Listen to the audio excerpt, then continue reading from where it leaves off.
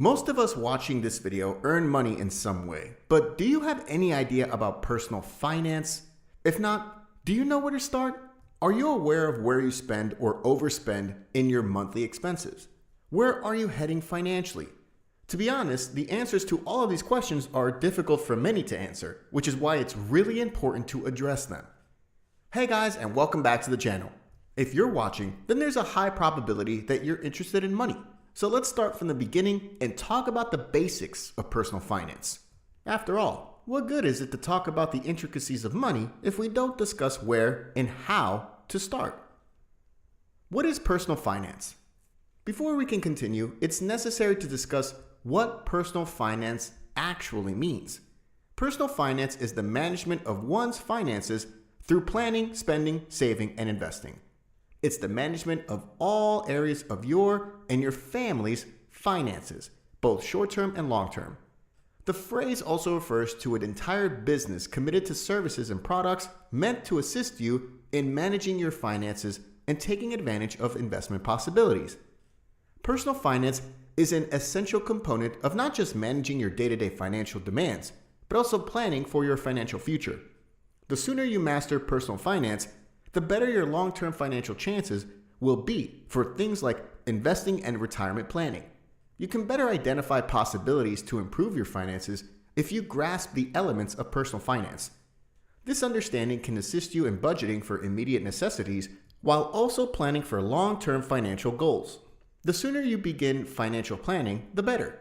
Even if you think that boat has sailed, remember, it's never too late to set financial objectives to provide financial security and freedom for yourself and your family. Here are the top personal finance habits and tips. 1. Set specific financial goals.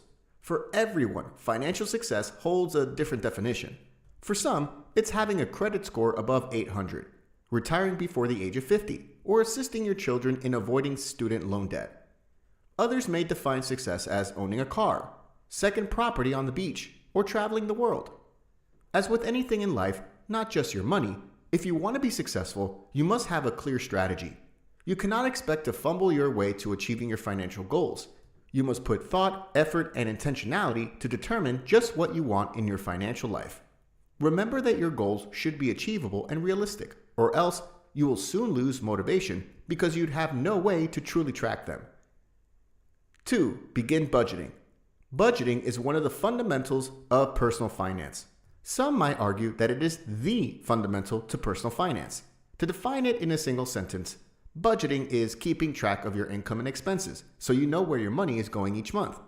When done correctly, a budget puts you in charge of your finances. It allows you to spend more on things you enjoy and less on things you don't. It allows you the flexibility to shift as life happens and new problems or priorities arise. A quick Google or check on your phone's app store show you any number of budgeting apps designed to help you automate your life and make the process of tracking easier. Apps like Mint, You Need a Budget, and Personal Capital. 3. Establish an emergency fund. Paying yourself first ensures that money is set aside for unforeseen needs such as medical bills, a major car repair, increase in expenses, and more. The optimal safety net is to have an emergency fund of 3 to 6 months worth of living expenditures. Financial experts normally advise saving 20% of your pay to help you achieve this goal. This may not be a quick thing. Some people take several months or years to save up enough for a rainy day fund. But don't get unmotivated. If you look at the big picture, it will be the emergency fund that saves you in trying times. Continue allocating as much as you can, preferably at least 20% to this goal. 4. Reduce debt. To prevent debt from spiraling out of control, don't spend more than you earn. Of course, that's often easier said than done, and the truth is, most people must borrow from time to time. Also, going into debt can occasionally be advantageous. For example, if it leads to the acquisition of an asset. Taking out a mortgage to buy a property is an example of this. Still, take a hard look at what items you're obligating yourself to paying off. If it is not debt that allows you to build an asset or something that helps you bring in income, be very cautious about obligating yourself to paying it back. This includes things like cars, tech appliances, and any myriad of items that you're tempted to put on your credit card. 5. Investing. Investing is the acquisition of assets that are projected to create a rate of return in the belief that the individual would get more money than they first invested. Investing does involve some risk, so ensure you know and understand what you're investing in completely before you put your hard-earned money into it. Investing is one of the most challenging aspects of personal finance, and one of the areas where many people seek professional help the most. There are significant disparities in risk and reward among various assets, and most people seek assistance with this part of their financial plan. Risk tolerance is different from person to person, and knowing your own will help you determine the best ways for you to invest. 6. Use credit cards with caution. Credit cards can be significant financial traps, but it's almost impossible to survive without one in today's world. Additionally, they are a crucial component to help build your credit score and a terrific tool to track spending, which can be a huge budgeting help.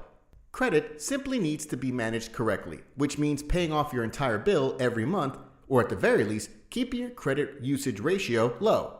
That is, keeping your account balances below 30% of your total available credit. Given the incredible rewards incentives available these days, such as cashback and points, it can make sense to use your credit card more often as long as you pay your bills in full. Remember, never use your credit card to their maximum limits, and always pay your payments on time. Paying bills late or missing payments is one of the quickest ways to destroy your credit worthiness. If you're honest with yourself and no credit cards will get you into trouble, then cut it up and use a debit card. This is not about ego. You must do what you must to help get you to your financial goals. 7. Think about your family. When the time approaches, all of us will die one day. We cannot escape it, but doing certain things can ensure that your wishes and finances carry on. It's never easy to think about things like this, but making your wishes known to the necessary individuals in your family will only help in the long run.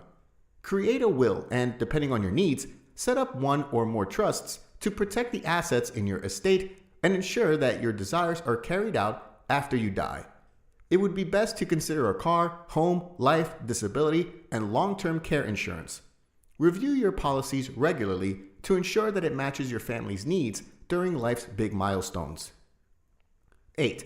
Take some time off. The pursuit of personal finance will span decades of your life. Budgeting, planning, saving, and investing can often be very tiring exercises. Make sure to treat yourself every now and again so that you don't get demotivated. Ultimately, life is short, so enjoy some of the fruits of your labor, whether it's a vacation, a purchase, or a night out. This provides you with a taste of the financial freedom you are working so hard for. Also, delegate when necessary. Even if you can do your own taxes or manage a portfolio of individual equities, this does not imply you should. Setting up a brokerage account and spending a few $100s on a certified public accountant or a financial planner might be an excellent approach to help your planning. When you have financial literacy, you grasp all of the facts, tools, and principles required to manage your money wisely. Unfortunately, financial literacy is not taught in many school systems. If you want to be successful with your finances, you must seek out this information. Taking the time to learn and grow in the basics of personal finance can only help you on your way toward financial freedom. That's the end of today's video. If you learned something new today, like this video and share it with your friends. Please consider subscribing and hit that bell icon to get notified when new videos drop. We'll see you in the next one.